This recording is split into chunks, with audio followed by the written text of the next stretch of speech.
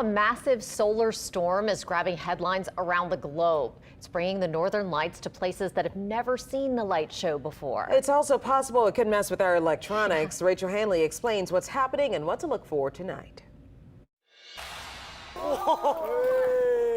It's one of the most amazing sights on the planet, and there's a tiny chance we could get a glimpse of it. I will take whatever little piece we might get down here in Louisiana. Earlier this week, the NOAA issued a level 4 geomagnetic storm watch, its first in 20 years.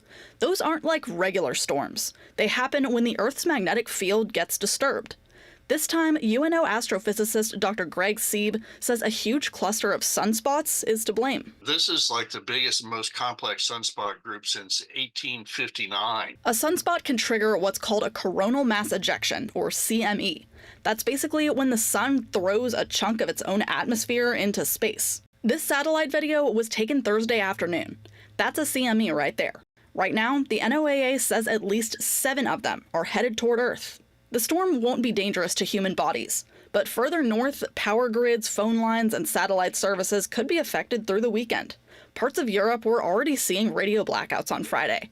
Here, those impacts are possible, but not likely. Our Earth's magnetic field is still going to be largely protecting us from the effects of it. We're also too far south to see what could be an amazing northern lights display, which would be caused by those particles from the sun.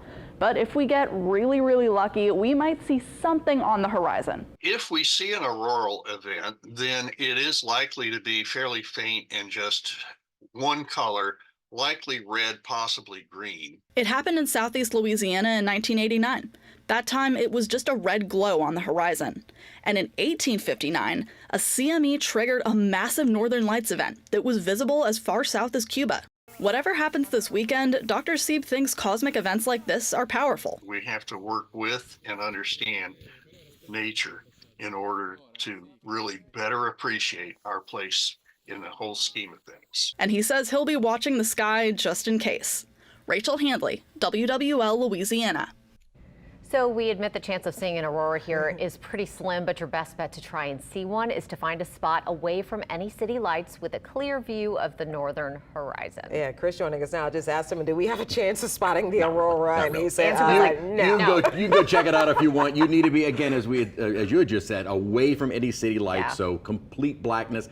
And you need to be able to see the horizon, which admittedly has a really tough time doing in the south. Yeah. Maybe in the plains, and there you would have a better chance. But